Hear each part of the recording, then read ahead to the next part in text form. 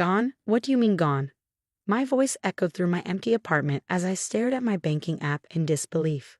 The relocation fund from Anderson Global, $250,000 meant to facilitate my move to their Tokyo headquarters, had vanished overnight.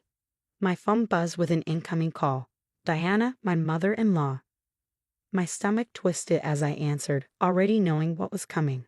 "Oh, Amanda dear," her voice dripped with false sweetness. "I suppose you've noticed the money's gone. I had to make an executive decision as family matriarch. Jessica needed that beach house more than you needed to move to Japan." I gripped my phone tighter, my knuckles turning white. Jessica, my sister-in-law, had been complaining about wanting a vacation home since her divorce. Of course, Diana would prioritize her daughter's wants over my career. "That money wasn't yours to take," I said, keeping my voice steady despite the rage building inside me. "The company deposited that for my relocation. It's tied to my contract." Diana's laugh was sharp, cutting. "Please, you don't deserve that position anyway. Everyone knows you only got it because of your fancy degrees. Jessica has real talent, real needs." Besides, her voice turned smug. "I had access to the account through Michael's name. And what's his is mine to manage." Michael, my husband, was away on a research expedition in Antarctica. No phone contact, just emergency satellite communications for another 3 weeks. Diana had timed this perfectly. "Thanks for letting me know," I replied calmly, already pulling out my laptop. Diana's triumphant laugh faltered at my composed response. "That's it? No crying, no begging." She sounded disappointed. "Well, it doesn't matter. What's done is done. The money's been transferred and the beach house paperwork is being processed. You'll just have to decline that position like a good daughter-in-law." I smiled, though she couldn't see it. "We'll see about that. Goodbye, Diana." What my mother-in-law didn't know was that I wasn't just any corporate employee. As Anderson Global's newly appointed head of cybersecurity operations, I had insisted on certain protocols when accepting the position. Every transaction over $10,000 required two-factor authentication and an electronic signature verification. More importantly, all international transfers needed approval from the company's compliance team. I dialed a number I'd hoped I'd never have to use. "Mr. Harrison? This is Amanda Chen from cybersecurity. We have a code red situation. Someone accessed my relocation fund without authorization." I pulled up the transaction details on my screen. "I need you to initiate Protocol 17. James Harrison, head of Anderson Global's internal investigations, didn't miss a beat. The funds were transferred to a domestic account 40 minutes ago. Do you know who might be responsible?" "My mother-in-law, Diana Porter. She used my husband's credentials while he's unreachable in Antarctica. She's admitted to taking the money to buy a beach house for her daughter." I could hear Harrison's sharp intake of breath. "That's remarkably brazen. Does she understand this constitutes corporate fraud?" "I don't think she cares. She's always viewed company resources as family assets to be distributed as she sees fit." I forwarded him the recorded conversation, another security protocol I'd implemented after previous incidents with Diana. "This is excellent documentation," Harrison said, his tone shifting from concern to confident. "The transfer's already been flagged by our systems. We can freeze the funds before they clear for the property purchase. Would you like us to involve law enforcement?" I thought about Diana's smug voice, her certainty that she could control my life through manipulation and theft. For 12 years, she'd been undermining me, using Michael's name to access our accounts, always claiming it was for family. "Yes," I said firmly. "It's time she learned actions have consequences. We'll need you to come to the office immediately to file a formal complaint. The investigation team will want to document everything." As I grabbed my keys and headed for the door, my phone buzzed with a text from Jessica. "Mom says you're being difficult about the beach house money.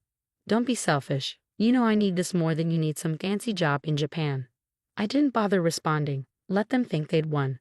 The investigation team would be arriving at Diana's house within the hour, and I wanted every moment of her realization documented. This wasn't just about the money anymore. It was about standing up to years of manipulation and entitlement. Diana thought she was untouchable, that family ties meant she could take whatever she wanted without consequences. She was about to learn how wrong she was. As I drove to the office, I thought about Michael, still blissfully unaware in Antarctica. He'd always tried to play peacekeeper between me and his family, making excuses for their behavior. "That's just how Mom is," he'd say. "You know she means well." But this time was different. This wasn't just Diana overstepping boundaries or making snide comments at family dinners. She committed corporate fraud, used his name while he was unavailable to object, and potentially jeopardized both our careers. My phone kept buzzing with messages from Diana's flying monkeys, distant relatives, and family friends telling me I was being unreasonable, that family should come first, that Jessica deserved nice things after her divorce. They had no idea what was coming. I pulled into the Anderson Global parking lot, straightened my jacket, and grabbed my laptop. It was time to show Diana exactly who she underestimated. The real question wasn't whether I could stop her.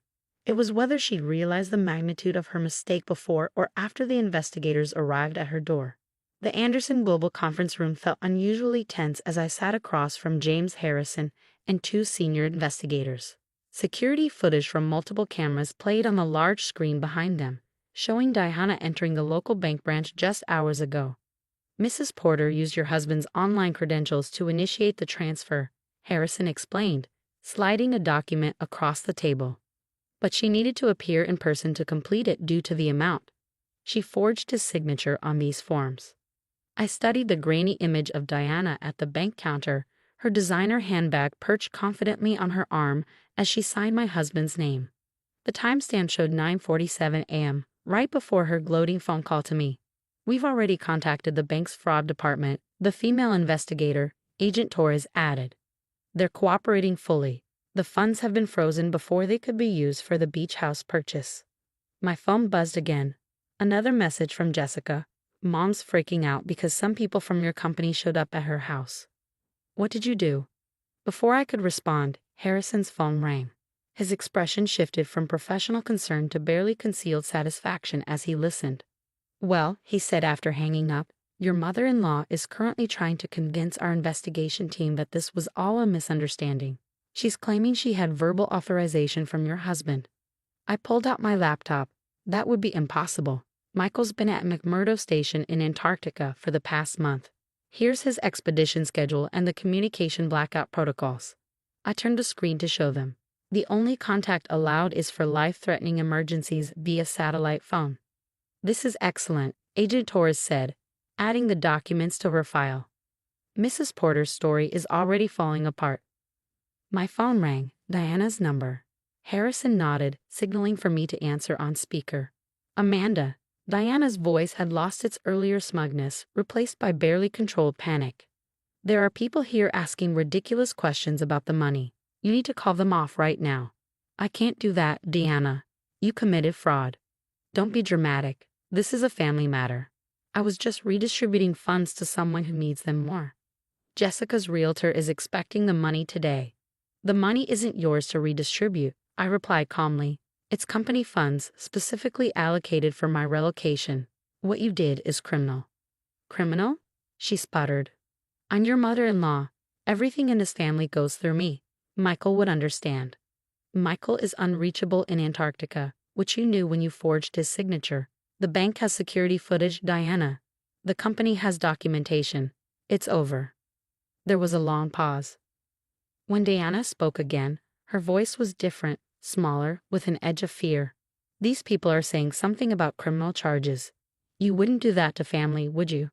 I thought about all the times she'd used that word, family, like a weapon. How she'd wielded it to justify every boundary crossed, every manipulation, every attempt to control our lives. "You're right, family wouldn't do this to family," I said. "Remember that next time you're signing someone else's name on bank documents." I ended the call, looking up to find Harrison and Torres watching me with something like respect. "The police are on their way to her house now," Harrison said. "The evidence is clear-cut. Mrs. Porter will likely face charges for fraud, forgery, and attempted theft." My phone lit up with a text from Jessica. "Mom's being arrested? This is all your fault. That beach house was supposed to be my fresh start." I switched my phone off, focusing on the matter at hand. "What happens next?" "The company will press charges," Harrison confirmed. "This isn't just about the money. It's about maintaining the integrity of our security protocols. Your mother-in-law tried to sabotage a key executive's international transfer. We take that very seriously. As if on cue, my email pinged with a message from Anderson Global's CEO. Amanda, just heard about the situation. Your position in Tokyo is secure. Take whatever time you need to handle this family matter. We stand behind our people. The support felt validating, but a hollow ache settled in my chest as I thought about Michael. How would he react when he finally learned what his mother had done? What this would mean for our family? Agent Torres seemed to read my thoughts. We can attempt emergency contact with your husband through the research station if you'd like. I considered it for a moment but shook my head. No, this isn't a life-threatening emergency. They'll find out soon enough. As I left the office that evening, my phone had accumulated dozens of missed calls and messages. Family members calling me heartless, accusing me of overreacting, insisting I should have handled things privately. None of them mentioned that Diana had committed actual crimes. None of them acknowledged that she had tried to derail my career for Jessica's beach house dreams. I drove past Diana's house on my way home. Police cars were still parked outside, their lights painting the manicured lawn in alternating red and blue. Jessica's car was in the driveway, and I could see her gesturing angrily through the front window. Let them be angry. Let them finally face consequences. Back in my apartment, I opened my laptop to find an email from Diana's attorney requesting a meeting. They wanted to discuss resolving this misunderstanding without further escalation. I forwarded it to Harrison without responding. There would be no private resolution this time, no sweeping things under the rug for family peace. Diana had finally crossed a line that couldn't be uncrossed, and now she would learn that some mistakes can't be fixed with manipulation and guilt trips. As I prepared for bed, my emergency satellite phone, the one only to be used for contacting Michael in true crisis, lit up with a message. Multiple attempts to reach Dr. Porter through civilian channels. Please confirm status of family emergency. I stared at the phone, knowing I could press one button and bring Michael into this mess early. Instead, I replied, no life-threatening emergency. Family situation secure. Maintain scheduled communication blackout. Let Diana explain herself when he returned. Let her try to justify stealing my future for Jessica's beach house fantasy. I had 3 weeks until Michael's return, and I intended to let the legal system do its work without emotional complications. Diana had always underestimated me, treated me like an outsider who should be grateful for scraps of family acceptance. Now she would understand exactly who she tried to steal from. I wasn't just her son's wife anymore. I was a senior executive who protected herself from exactly this kind of manipulation. And I was done playing family politics. 3 weeks passed like a slow-motion replay of chaos. Diana was released on bail, but the damage was done. Her perfectly curated social image crumbled as news of her arrest spread through their elite social circles. The country clubs suddenly couldn't find her tennis court reservations, and her charity board position was quietly suspended. Jessica alternated between sending me threatening messages and desperate pleas to drop the charges. Mom's reputation is ruined, her last text read, all because you couldn't share your good fortune with family. I focused on preparing for Tokyo, letting my lawyers handle the legal proceedings. The company had upgraded my security clearance and added extra protective measures to all my accounts. Harrison kept me updated on the investigation's progress, each new detail revealing the extent of Diana's planned deception. Then, exactly 21 days after Diana's arrest, my phone rang. Michael. Amanda, his voice sounded tired, confused. I just got back to civilization, and what's happening? Mom's under investigation. Jessica says you're pressing charges. I took a deep breath. Your mother forged your signature to steal my relocation fund. She tried to use it to buy Jessica a beach house. Silence filled the line. She wouldn't. He paused. How much? $250,000. She waited until you were unreachable, used your credentials, and forged your signature at the bank. Another long pause. I need to see her. Michael, I said firmly, she committed fraud. The company is pressing charges, not just me. There's security footage, documented evidence, even a recorded confession. She's still my mother, he replied quietly. And I'm your wife. She tried to destroy my career to buy your sister a vacation home. The silence that followed felt different. When Michael spoke again, his voice had changed. Send me everything. I want to see all of it. I emailed him the entire file, the documentation, the footage, the recordings. Then I waited. 3 hours later, he called back. I'm so sorry, he said, his voice rough. I had no idea she would. I never thought. He trailed off. I'm at her house now.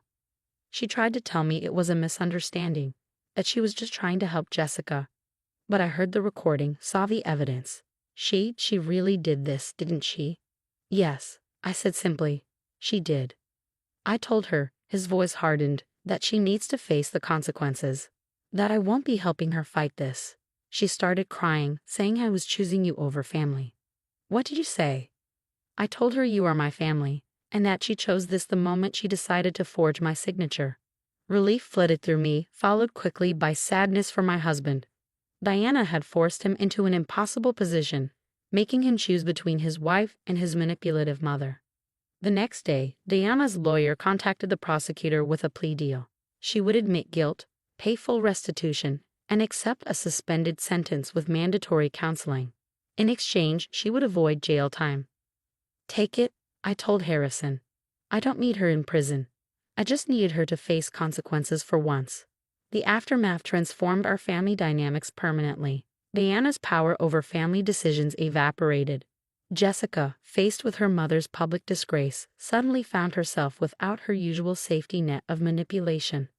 Michael and I attended the sentencing hearing together. Diana looked small behind the defendant's table, her designer outfit replaced by subdued business wear. When given the chance to speak, she turned to face me. I didn't understand, she said, her voice trembling. I always thought family meant doing things my way. I was wrong, and I'm sorry. It wasn't a complete transformation. People like Diana don't change overnight, but it was a start. 2 months later, Michael and I boarded our flight to Tokyo. Diana and Jessica weren't at the airport to send us off. Part of the plea deal included no contact outside of approved family counseling sessions. As the plane took off, Michael squeezed my hand. You know what's ironic? He said. Mom always worried about you taking me away from the family. In the end, she did that all by herself. I rested my head on his shoulder, watching California disappear beneath the clouds. Sometimes the hardest lessons come from facing the consequences of our choices. Diana had learned that the hard way. But as we flew toward our new life in Tokyo, I realized something important. Sometimes losing a toxic family connection isn't really a loss at all. It's the first step toward building something healthier, stronger, and truly worthy of the word family. Ready for our next adventure? Michael asked. I smiled, thinking of our new beginning, free from Diana's manipulation and Jessica's demands. More than ready. The future stretched out before us, bright and unencumbered by the weight of toxic family expectations. Sometimes the best revenge isn't about getting even, it's about getting free.